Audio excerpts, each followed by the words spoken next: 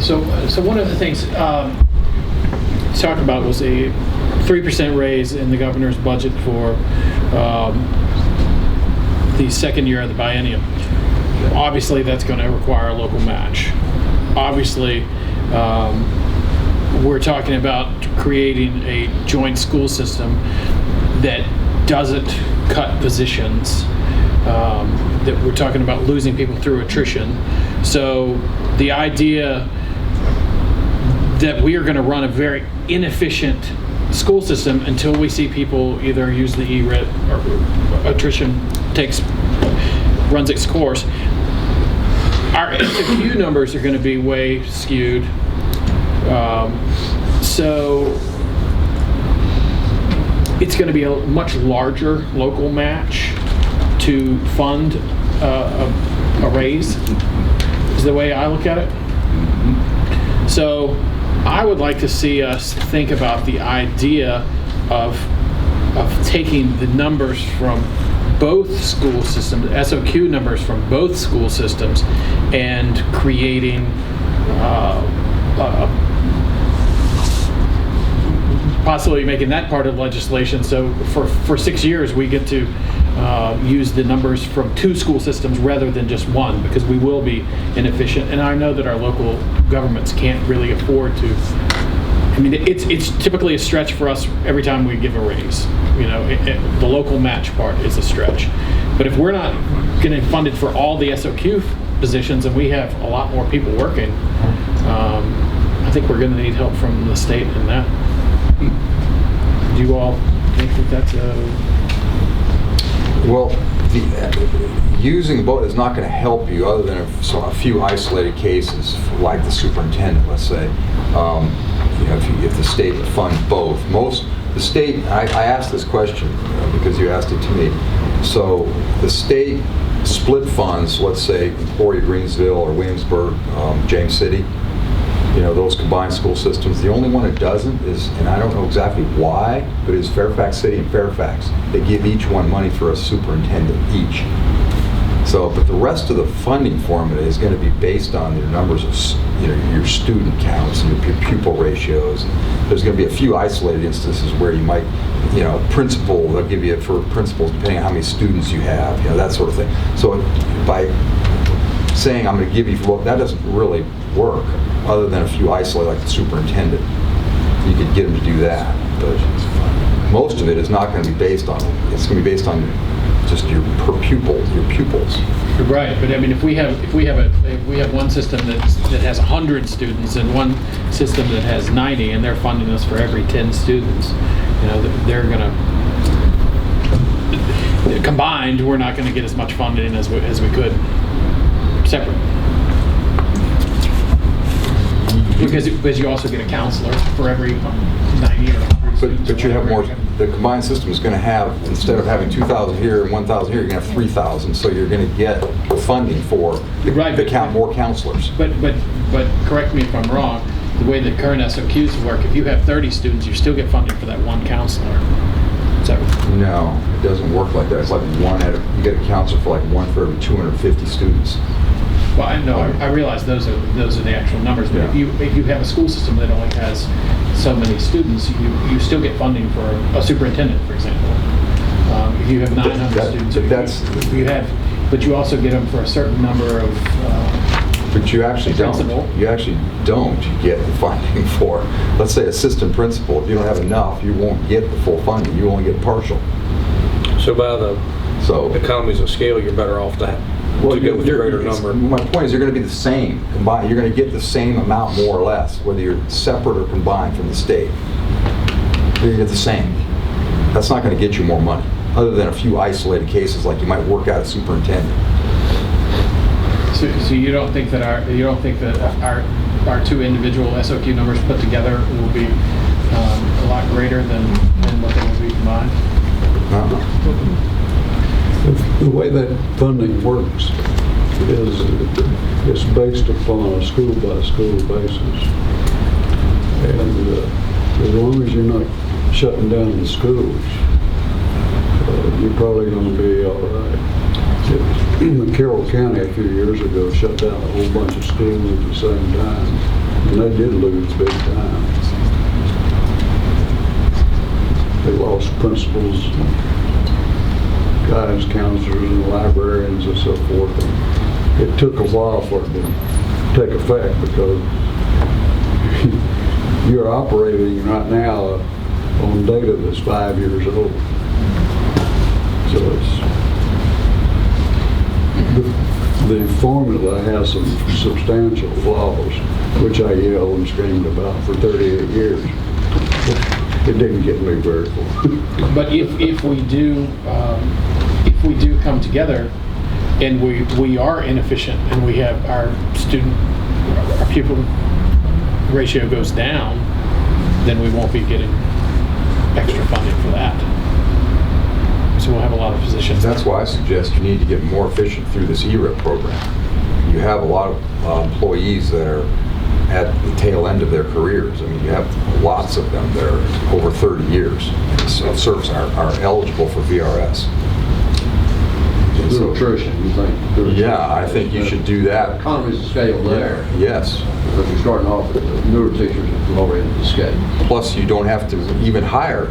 Some leave and then they consolidate. You just don't. You raise your pupil-teacher ratio. So, with Rockbridge's early retirement, could you, I know it's in here, but could you just elaborate on that a little bit? What kind of incentives did they offer? They provided a 15% of salary incentive for 7 years, plus your health benefits that you had a year before you retired. So you couldn't change after you took the ERIP to something more lucrative. You had to use the one you were using. And they provided that for 7 years with the condition that you provide, and they paid it on a daily basis, that 15%, you had to work 20 days. So the teachers, what they would do, they became substitute teachers. And they would get paid in that 15% on a daily rate. And they had to work a minimum, I think it was 15 days to get it, or 10 days, one of the two. There was a minimum they had to do to qualify, to keep getting that 15%. But they got paid, if they only worked, they didn't work the full 20 days, they got a percentage of that 15%. They got their health benefits too. They had to work a certain number to continue to qualify for the whole thing. It was 7 years or until they turn 65, is it? You got in here 200 hours per contract year at 15%. Body type did something like that. And you don't have to, that was just one example. You could design your own, but the whole idea was, the whole idea is you give them a small percentage of their salary, but they have to perform some service, and then they get their health benefits and that small percentage of salary. They have to perform a service as well, a very part-time service.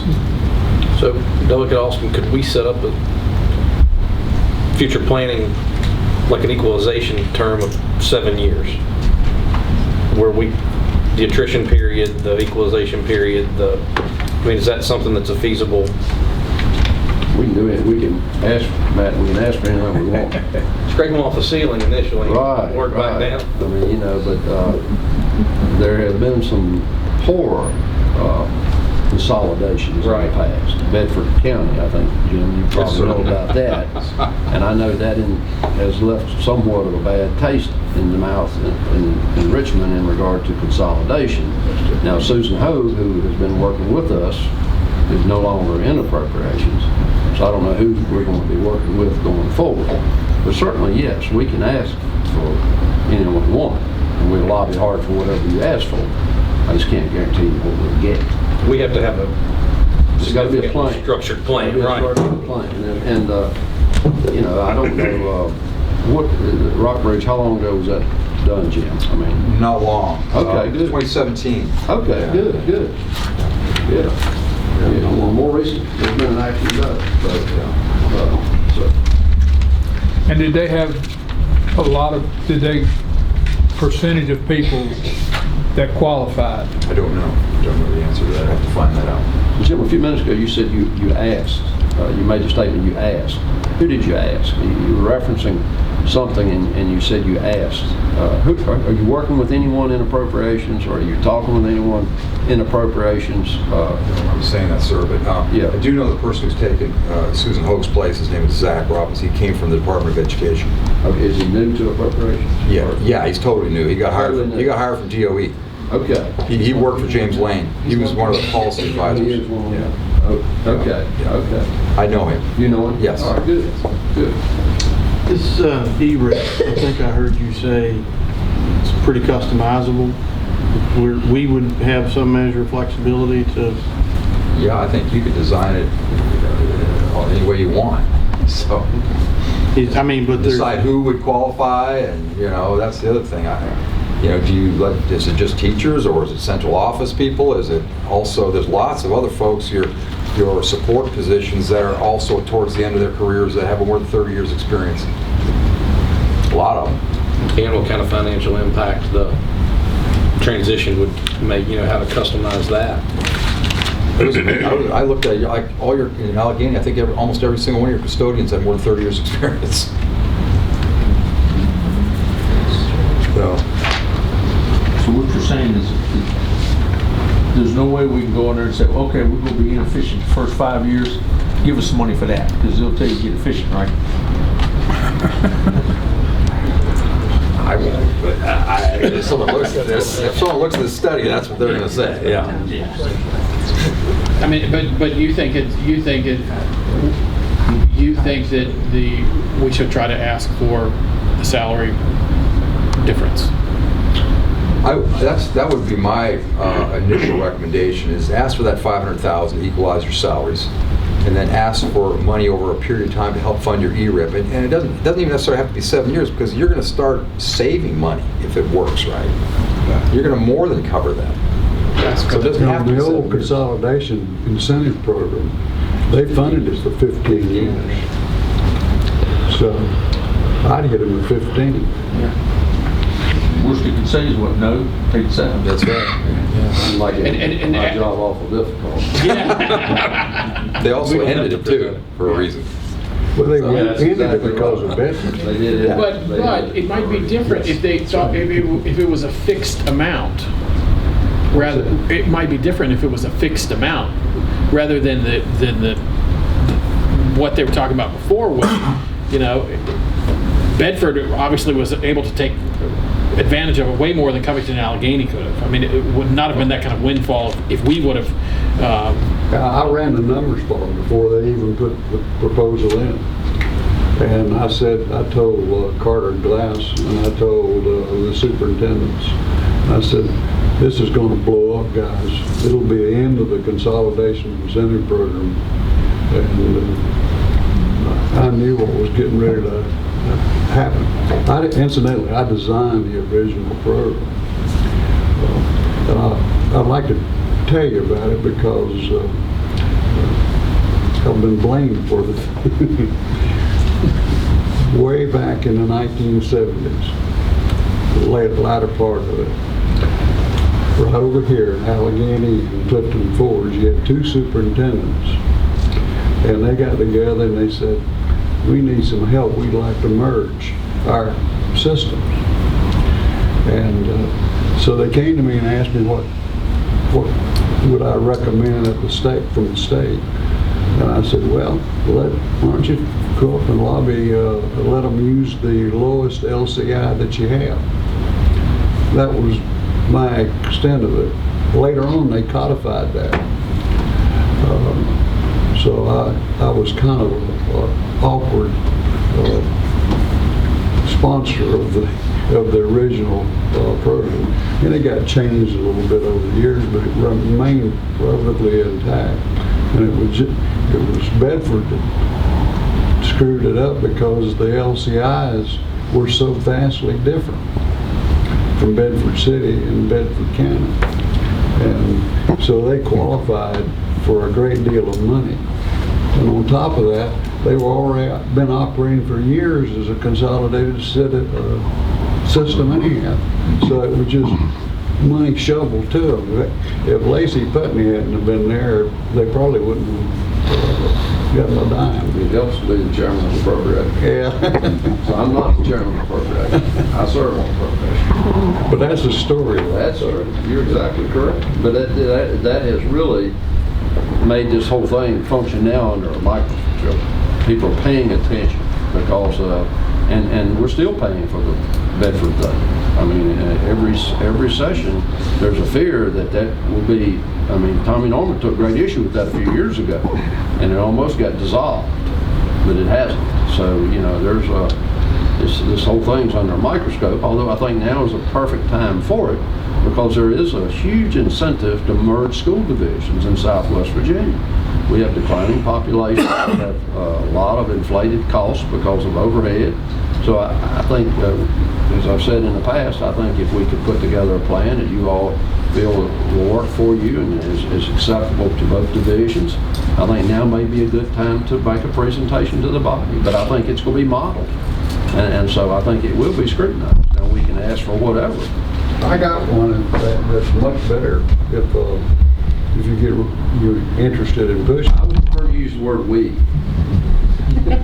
Yeah, well, I was elected to the General Assembly. I use outside. At least I don't think I've been elected. Well, the idea I have, and Dick, you step up and say if you agree with this or not, but because this isn't necessarily in the report, I laid out some options. We laid out some options in here, but you know, if you go and ask for it, this could become a model, as you're saying. You ask for the monies for a period of time, and I would suggest not 15 years, something way less than that, to cover the equalized salaries, knowing that you're going to start saving money too, and other people are going to know. That's the whole idea of consolidation. And then you get them to fund some of the ERIP, maybe even the whole amount the first year or two, and then you start declining both of those. So you don't keep it. Let's say you ask for $750,000.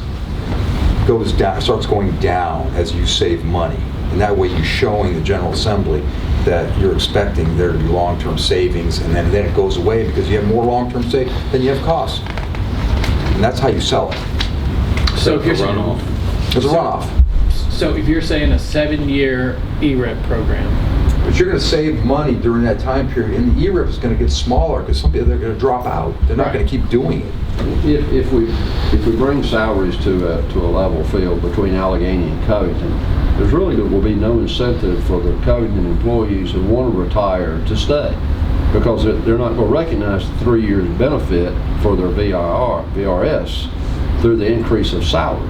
Now Allegheny teachers will recognize an increase of salary, so in 3 years they'll recognize that on their retirement. Will we not see somewhat a consideration of maybe the Covington employees who are at retirement age who potentially want to retire?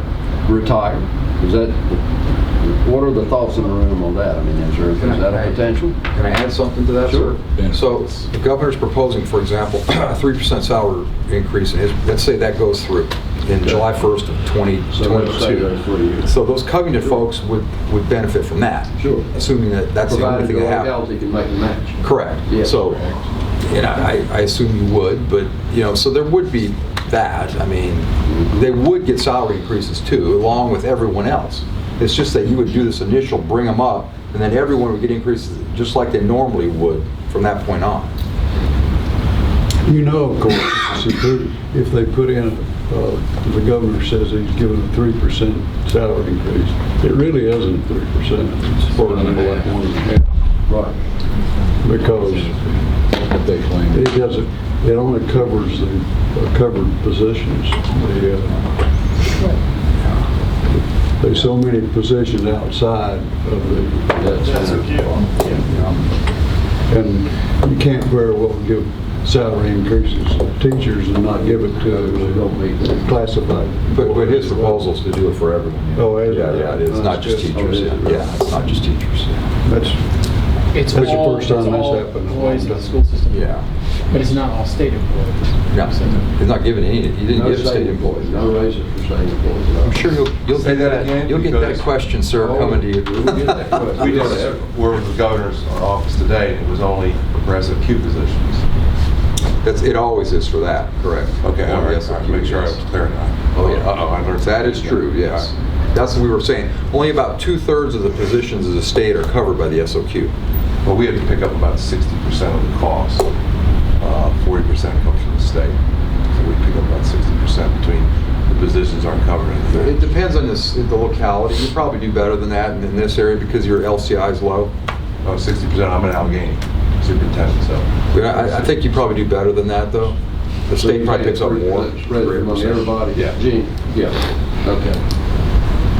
Just looking at your numbers, from a merger and acquisition standpoint, it's not outlandish. I mean, this is a very doable project. I mean, it's much better than anticipated at the beginning.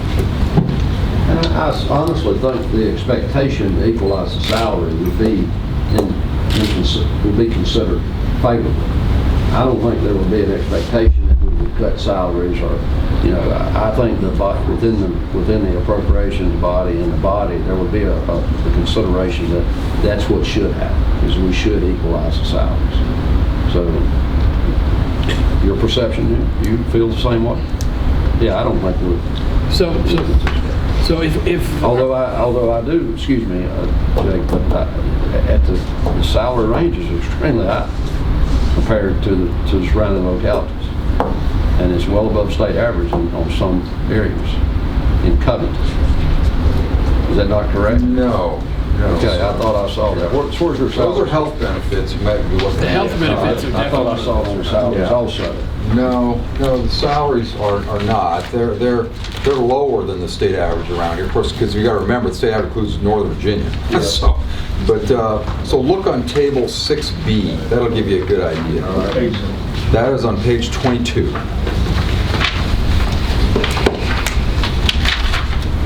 And I did rank them not alphabetically, but in order of the I think the elementary teachers. No, The secondary in Covington Not elementary. appear to be higher than Salem to me. yes, a little bit. Yes, it's not in every case. You're right. In some cases, you are higher. Yes, but the statewide average.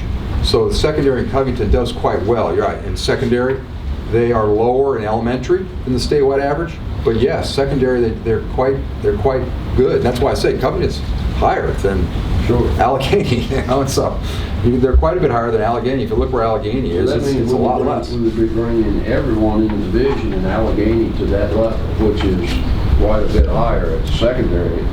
well, isn't that just because of the experience of the teachers? There's a in the lot of secondary? people in the higher ranges. Yes, they've got a lot of experience, and that's why that ERIP program, I think, is an important consideration.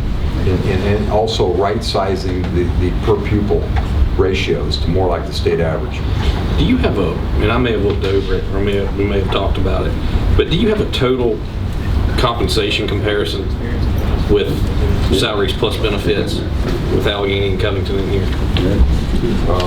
Where it's all together and not just, Okay. Yeah, I don't think I displayed it. and how that compares with the state? That was my other The question. total, Total how it compares with the state in what respects? salary plus benefits for each locality. No, I do not have that in here, salary plus benefits, because that would be hard to get for the state. That doesn't exist, really. Okay. The health benefit side, some comparison like that. I didn't know if we were in line or, That's you know, the if that was. problem. That's the problem. You have to do it. I don't know where that would exist. With the health benefits thrown in, total compensation, they don't have that anymore. Because I think it's done differently between the two systems. That would have to be, Well, the health benefits is the only real difference. Are you talking about now the wage scales? isn't part of the benefit included in the salary? How is that, how does, No, salary what's and the wages difference? and then the benefits. So they're, Salary and okay. wages and then benefits. So- VRS and insurance. And how it's contributed? I can tell you the various components. I've got all the data for both your localities. So you have your steps, on your step, and that has a certain salary. There's also stipends that have been thrown in here in both systems. And I got a stipend table for Allegheny. Covington is a little simpler but similar. And so that's in the wage. For coaching and that type of thing. Yeah, Well, and for sometimes for master's degrees too, and things like that. So Lead there's a whole, custodian, different- I mean, I've got a table in here that shows all those stuff for Allegheny. So that's your wage, and then you pay the FICA, you know, the Social Security and the Medicare, and then you pay the 16% or so VRS contribution, And then you That get the varies, however, Health from year to year. insurance. You also It have does, national it does. raise, It's going up coaching supplements. this year, the next budget, because they're lowering the investment assumption. But, 16% or so. So you add that in, and then you add the health benefits, and that varies all over the place. They're all over the place, and you look at what they're taking, family or by themselves, or because there's an employer and employee component. And the employer component goes up as there's more people involved, but so does the employee component. So they decide what's most beneficial to them. The DEA has a publication that itemizes the health benefits by school division. So if you want to get a hold of your VEA rep, they can get free copies of that. And I put that table in there to show you the surrounding localities, how you compare. We talked about that. You might have been before you came in, Dick. It's on table 20, page 41. We talked about those health benefits. You're relatively rich in this area about health benefits, especially Covington. Let me ask you something. If this almost $500,000 difference in wages, that is not including Social Security and the matching and the comp and all that other stuff, right? Yeah, Because if we do that, our comp rate's gonna go up. That's everything but health Yeah, insurance. it's everything but health benefits. Everything but health Health insurance. benefits, yeah. Now, should we not, because there is some major differences in health benefits, cost-wise. That's true. So should we not, if we're gonna ask them for the 485 or whatever it is, should we not, and for this, the early retirement, should we not build in something? Because if we get $500,000 and then the benefits cost us another $250,000, where's that gonna come from? No, I agree. I didn't know if The combined system, though, you may get a better rate. We might be able to see a better rate, but to cover our tails, it would be nice, and so no one loses if we do ask for the money to equalize benefits. And like you said, create a hybrid plan for new hires and people coming into the system, but so no one loses benefits, no one loses their. My thought here was, for analysis purposes, was everyone gets grandfathered into the same health plan they have now. You pay the exact rates. There would be no cost to you. And as you hire new people, you make the decision about whether to put them on the lower Allegheny band, which is still pretty rich, or the higher Covington. You'd probably want to go lower Allegheny, and that'll save you money over time. But you're not going to change anyone when you consolidate. So if I pay, say for argument, if Allegheny pays 40% for a family plan, Covington pays 70%, you don't think that would cause some problems? Well, the If I'm Allegheny a- folks are going to get a pay raise. They're going to get the pay raise. And so they're not going to get any change in their health benefits. So I agree, it's an issue, but that was the only way I could think about it, is to keep everyone the same. And so we're kind of doing the same on salaries, but I agree. You could say, okay, we're going to move everyone to the higher Covington health benefits. That's going to cost you money to do that. It's just that, if I give a man a dollar raise, then I don't give him the benefits that the others, the other teacher has, how fair is that? I mean, you don't think that's going to cause some grief? Well, you've given them a raise. You haven't given the Covington teacher a raise. Do it 3%. So No. You've raised them up to the Allegheny scale. I mean, up to the Covington scale. So you've given them a raise. Yes, you haven't given them the raise and the health benefit raise, but you already got a rich. You can say, look, you're already rich, and compared to your surrounding locale. I agree. It's something you guys have to decide.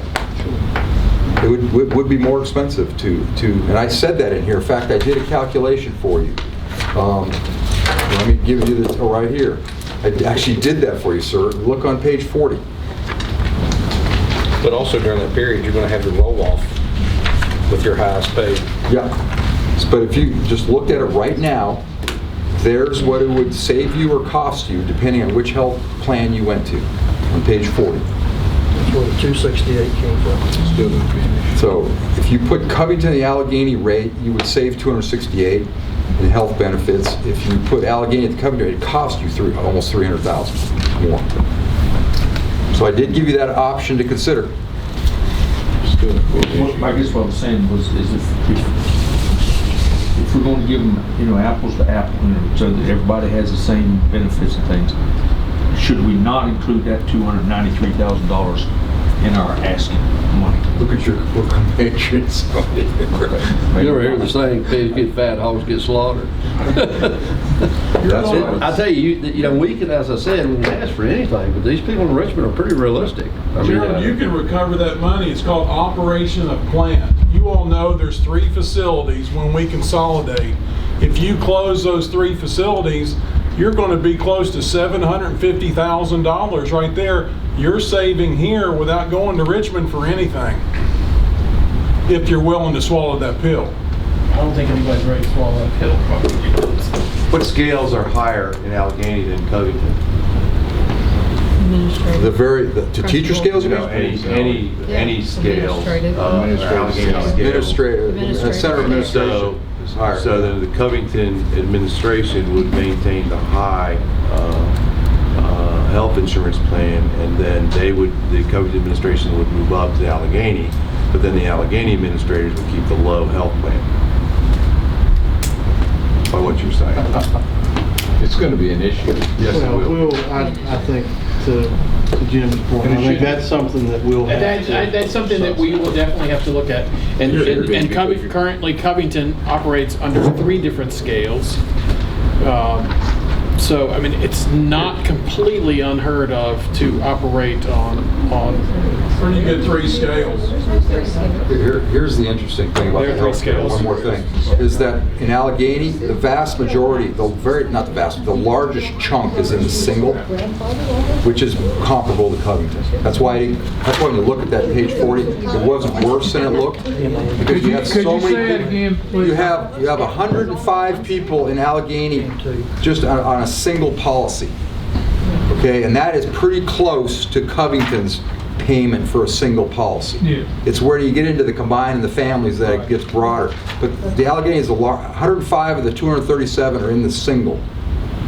And so that is similar to Covington. That's why it doesn't cost more to put them in the Covington.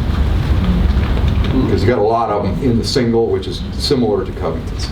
So what you're saying is if you move into the family, if Allegheny moves into the family plan, then a lot more people will probably sign up for it, and it'll end up costing. Yes, if they have families. I don't know. I don't know that data. They're just selecting. Well, I like what you said about they each keep their own plan, and then as with attrition, we revert back to the plan, a common plan to both systems.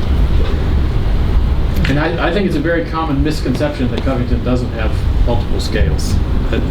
I don't think a lot of people realize that, but it's a thing, and it's happening right now in their school system. So What do it you is mean multiple scales? multiple salary scales. They have them, they just have fewer. They just don't have that many people on them. Can I ask for clarification? What do you mean that Covington's or their insurance is rich? Do you mean that amount of the school is paying for the insurance? Yes, the employer share. The employer share, yes, yes, ma'am. And there's a table I put comparing you to your surrounding colleagues in the state. Yeah, well, don't have one for everyone.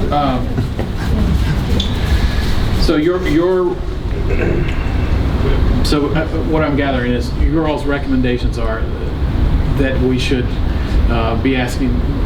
ask for this difference in salary, the salary equalization.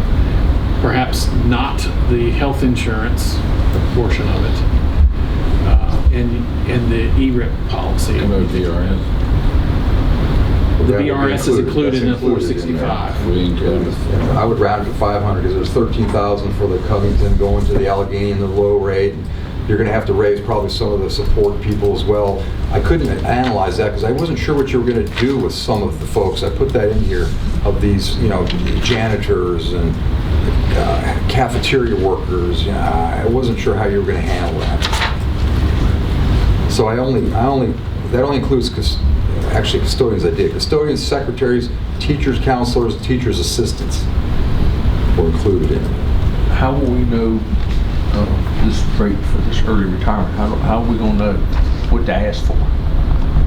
For the retirement part of it, Right, because looks like to me we'd have to know how many people are going to take it. That's correct. to ask for a specific amount of money.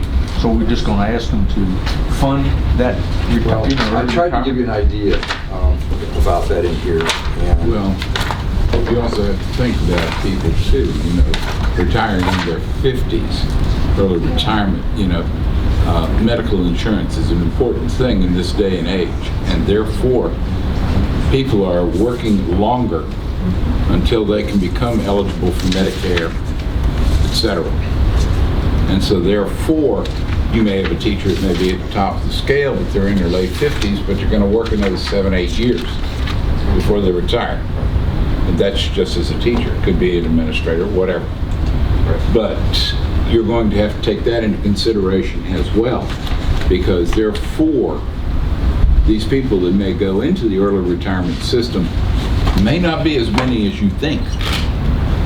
You need to check their age, right?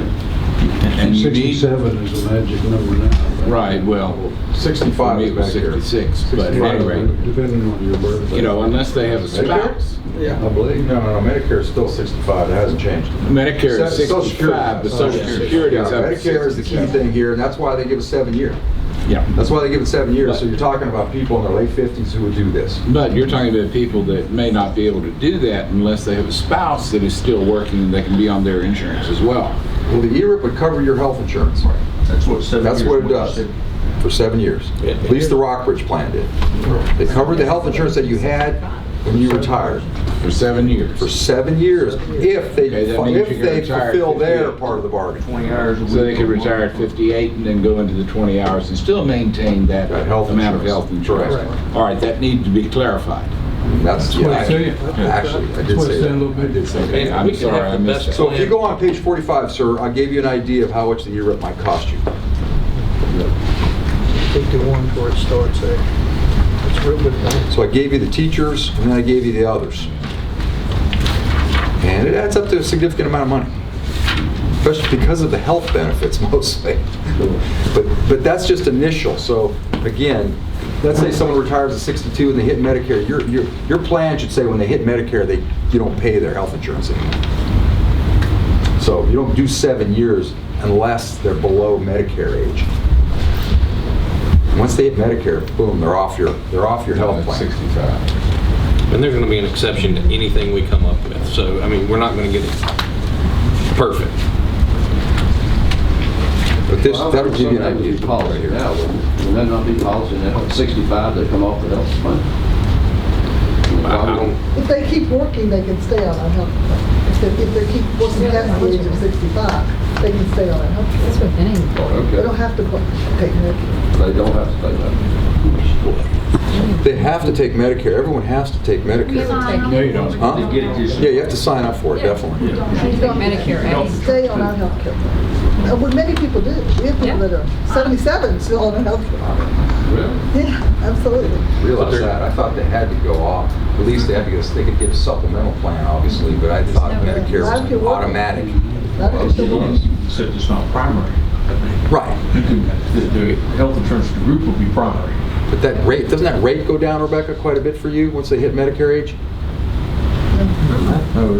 People That's that new to me. retire can stay on a age 65.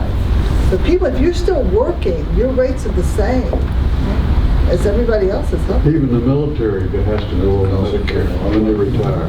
I don't know. They go on Medicare, and what Medicare doesn't cover, they have a supplemental plan, TRICARE, that kicks in. I have to know that since I'm in it. Your health insurance through the school is a lot different than the one on Medicare. Medicare, you don't have that donut hole on Part D. You don't have that on your health insurance in school. So, in my opinion, to make this work, though, you have to get more efficient. That's the key to, yes, you're talking about all the costs, but there's savings if you get more efficient. There's significant savings. So your estimates here, temporary annual ERIP cost of 15% for the Allegheny teachers is $237,167. The estimated temporary annual health care benefit cost $150,600. And then for Covington, it's 168,900 on the ERIP cost and 150 on the benefits. Look at the numbers too, at the top on both. That's this, Assuming that all 20 teachers everyone did that are over 30 all go off. And that's another thing. You have a significant number of these people who are 25, I didn't include in here, have 25 years and could qualify for VRS. So you have to design this the way you want. Rockbridge only said VRS eligible. They can only have 20 years and take that ERIP in Rockbridge. I chose to only show you the cost for 30 years and over. So you have to decide who would be eligible for this. These are the numbers. This is how many people are over 30, 30 years, 30 scale, on both the teachers and the non-teachers. And Covington actually has more, Jim, because I don't think you saw that. I don't think you saw the full number for Covington. It's more than that. For over 30? Absolutely. Well, I thought I saw all the ones that were scale, at the scale. I used the scale, but... It's more than that. Okay. I'll have to look at that. I took your data and I said, okay, if they're over... Just because of where they're on the scale, that doesn't Yeah, ours aren't on the year scale translate either. into years of service. Yeah. I think I took those over 25 or off scale. I put them in there. Yeah, but you're assuming that every where they're on the scale equates to years of service, and it doesn't. I did. I admit that. That's what I did. Same with us. We're Right. not on a year scale either. Exactly. So tell me what... I'd have to go back. We'd have to We'd have give to you look the at each information and person. give you up what they How have. many We can roles? do that. Well, again, I think this is actually conservative, the number, because Probably again, so. Very I didn't use the ones that are on scale 25 or I used 30 and over. That's a conservative number. So this is conservative. So how, going forward, if we are going to ask the state for this funding, we ask them for what would happen if everybody retired? I find that as a problem. I agree with that. How do you keep control of this ERIP? Everyone wanting to retire. I mean, I'm not saying it's going to happen, but what if it did? Right, and that's what we, in a proposal, Not that many people ask them, what do they... Maybe do a survey, and find out first.